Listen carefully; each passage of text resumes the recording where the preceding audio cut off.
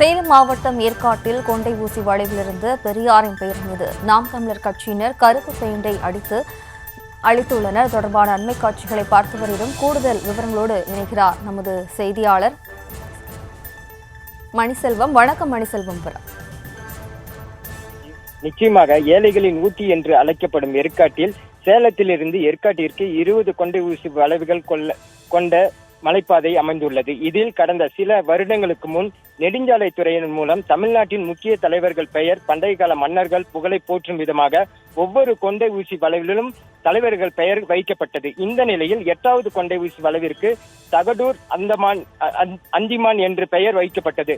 கடந்த சில வருடங்களுக்கு முன் கோடை விழாவின் போது நெடுஞ்சாலைத்துறை சார்பாக சாலை புதுப்பிக்கும் பணி 8வது கொண்டை ஊசி வளைவில் இருந்த பெரியார் பெயரை பொருத்தப்பட்டதாக கூறப்படுகிறது.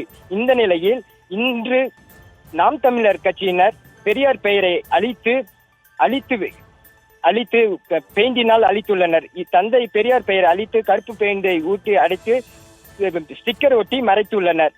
மீண்டும் தகடூர் அந்தமான் என்ற பெயரை ஒட்டியுள்ளதால் மலைப்பாதையில் சிறிது நேரம் பரபரப்பு ஏற்பட்டுள்ளது. ஜெயஸ்ரீ.